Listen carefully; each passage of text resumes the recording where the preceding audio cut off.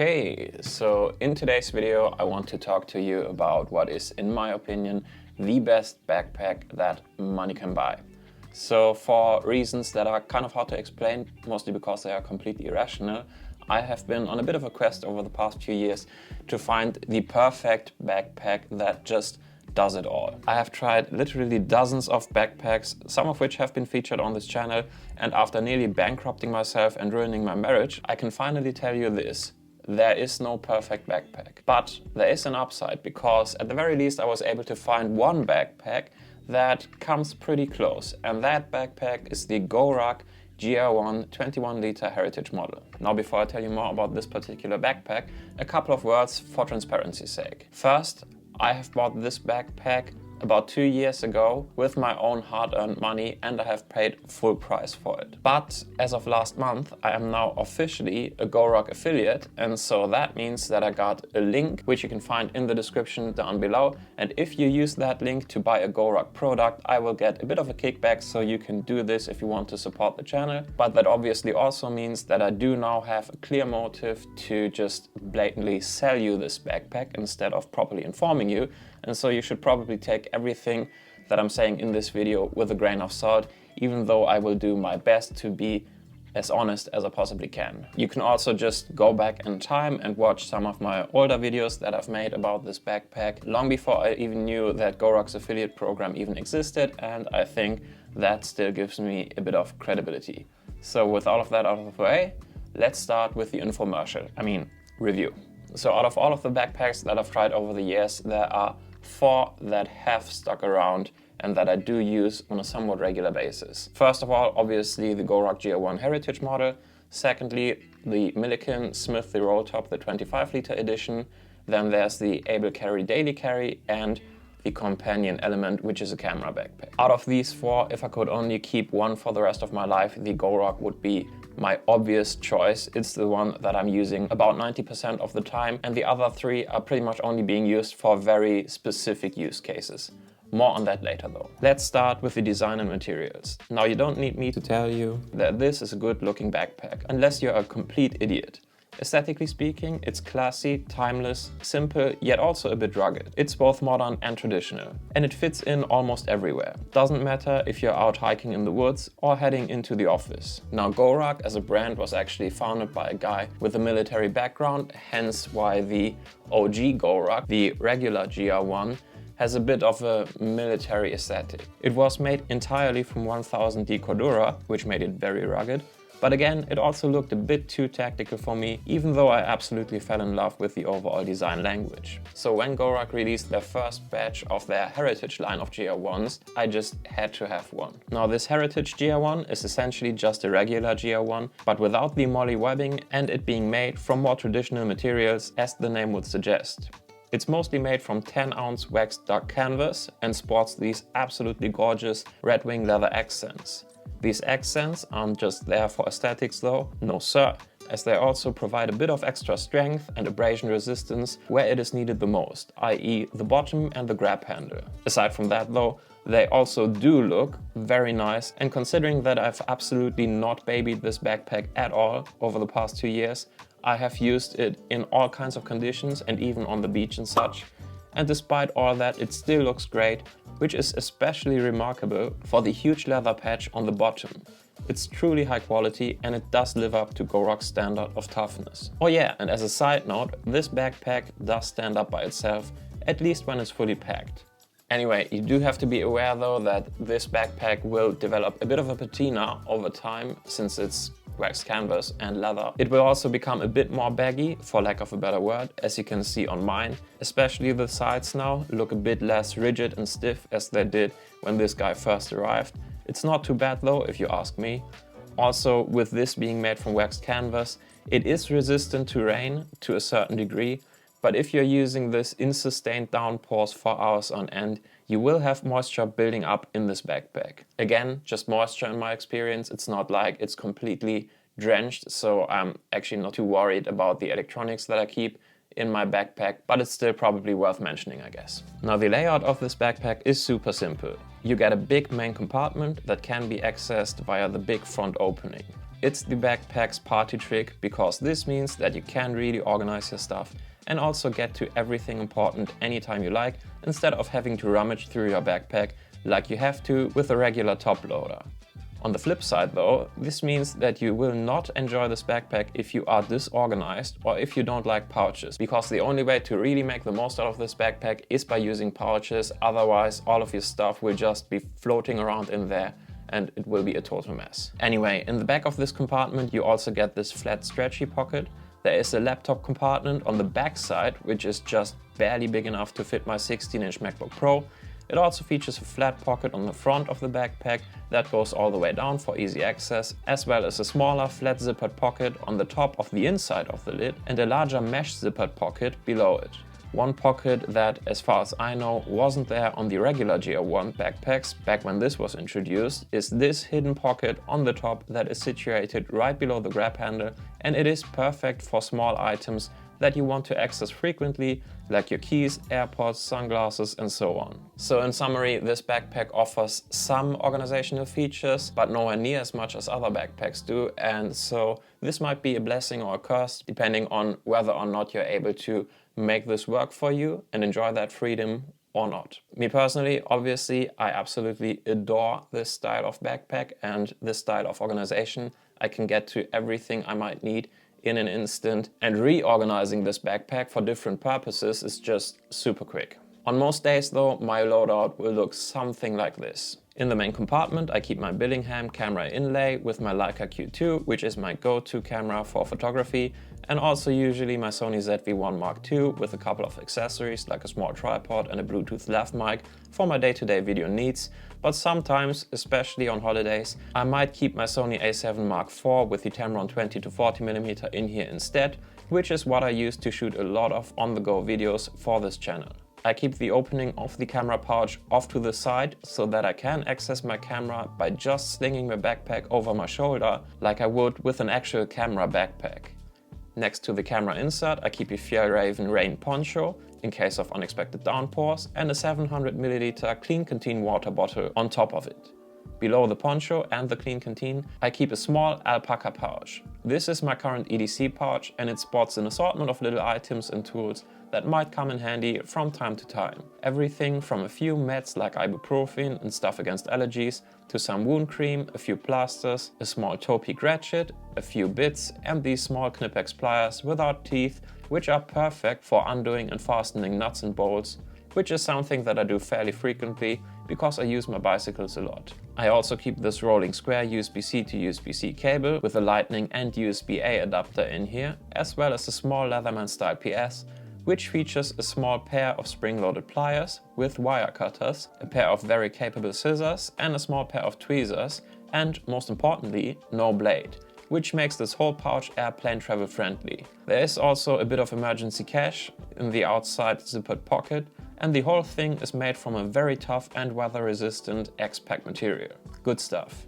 Anyway, with that stuff in here, there is still easily enough space for an extra jacket or sweater, as well as a lunchbox in the top area.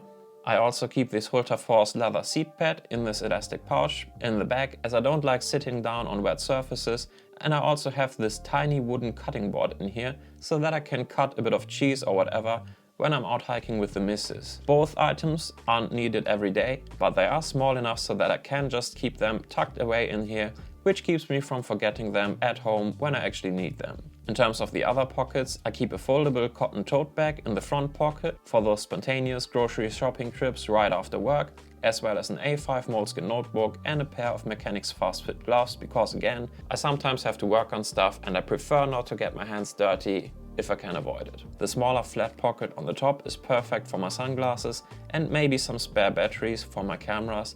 And of course, this beautiful Faber-Castell fine pen so that I can take a quick note or sketch up, as well as my titanium spoon and spork, because too many times have I been in a situation where I bought food on the road and had those shitty plastic or wooden forks and spoons break on me. This bigger mesh pocket is a bit underutilized if I'm being honest. Usually all I keep in there is a 5000 mAh power bank that attaches magnetically to my iPhone, as well as a bit of paracord. The little hidden pocket on the top is where I usually keep my keys, some peppermints and paper tissues, a bit of lip balm, my AirPods and my DJI Action 2 for those quick on-the-go POV shots of riding my bike or bicycle. So in short, I'm easily able to carry everything in here that I might possibly need in my day-to-day life. Be it out and about riding my mountain bike or motorcycle, hiking, just heading to the office or visiting a farmer's market nearby on a regular Saturday. Because in there I have everything to keep me fed, hydrated, dry and warm, as well as entertained and fully functional. Now all of this stuff obviously makes this backpack rather heavy, and obviously the waxed canvas and all of the leather doesn't really help with that. So it's a good thing that this Goruck GR1 is probably the most comfortable backpack that is available out on the market, unless you're going for something that actually has a hip belt. But if you need something with a hip belt for your EDC backpack, you're probably overdoing it. This GR1 sits high up and flat against your back, and with those thick and rigid shoulder straps, it feels more like putting on an exoskeleton than a backpack. It just becomes a part of you and it doesn't get in the way at all. So in summary, at least for me, the layout, versatility, ease of access and carrying comfort are some of the reasons why I always come back to this backpack even after trying out something else for a while. Well, that and because I'm a sucker for waxed leather and canvas, and I think that this backpack just looks absolutely gorgeous. So with all that being said, what's not to like about this backpack? Quite a few things actually, but let's start at the beginning. And first thing there is to mention is obviously the price. With all of those high quality materials and this backpack being made in the United States, it doesn't come cheap. Last time I checked, this backpack cost $415 US. Again, links for current prices below, but I even paid quite a bit more for it back when I bought mine, because I had to pay for shipping and import taxes and fees for mine. So the overall price that I actually paid came down to somewhere in the neighborhood of 600 euros, which is steep, obviously.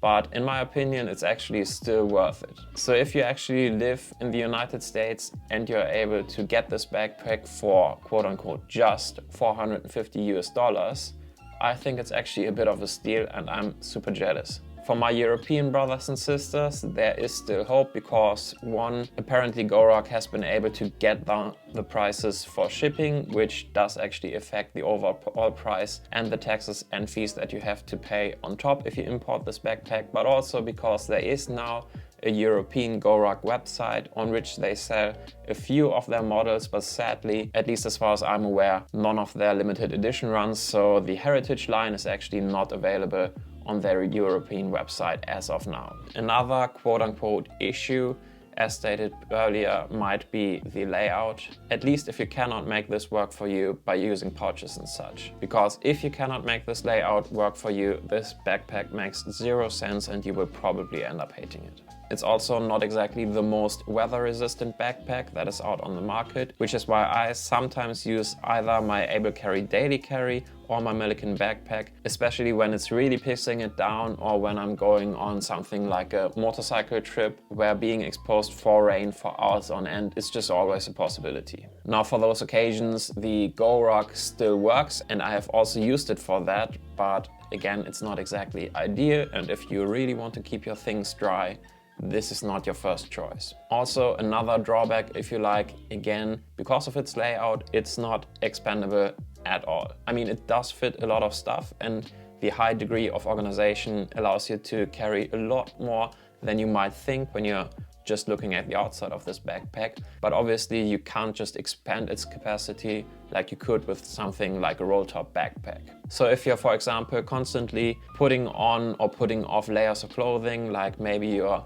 hiking at various different altitudes, this backpack might not actually be super ideal for your use cases. However, if all you need is just more space on a regular basis and you don't need the backpack to expand or get smaller, it is only fair to Goruck to mention that there is also a 26-liter GR1, which is essentially the same backpack, just a bit bigger. And then there's also the GR2, which offers a bit more organizational features, and that is available in 26 liters, 34 liters, and sometimes even 40 liters as far as I'm aware.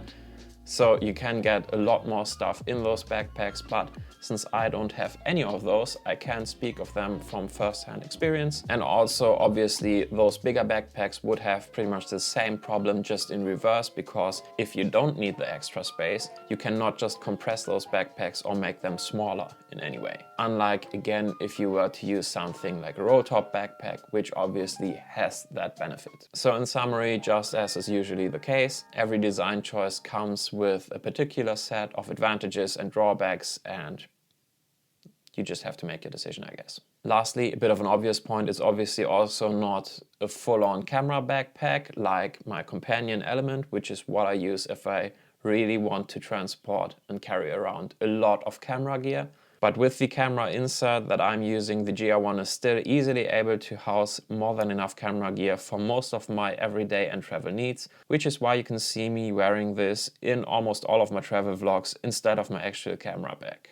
So in conclusion, for me personally, I love the aesthetics, I love the layout, I love the versatility, I love the ease of access, I love the carrying comfort, and I don't mind it at all that it's not the most flexible backpack and that it's not a dry bag.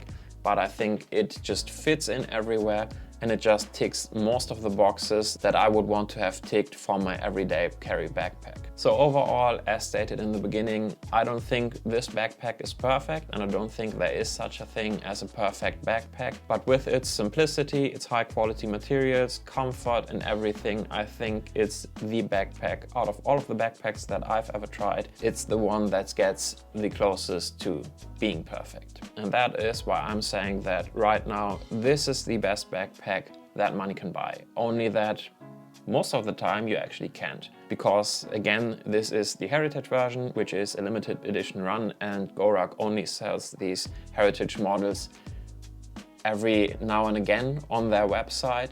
And right now, last time I've checked, this 21-liter heritage version in olive green is actually available, as are a couple of other sizes and colors. But the 26-liter edition in olive, for example, is apparently already sold out. So if you want to grab one of these, you probably have to be quick, because otherwise you might be waiting for months on end, if they even ever come back in stock at all.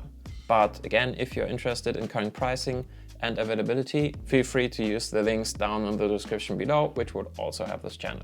Also, on a side note, if you actually like the more tactical aesthetic, you might want to check out the regular GR1, which is quite a bit less expensive, but also at the same time probably a bit more rugged, since it's made out of a variety of different Cordura materials. So if this might be of interest to you, again, check the links in the description below. But that's enough of me selling this backpack to you. I hope this video was interesting to you. If you liked it, please let me know by giving this video a thumbs up. If you have any questions or any other backpacks that you think I would probably appreciate it, let me know in the comments down below. Other than that, thanks for watching. I'll see you in the next one. Until then, take care.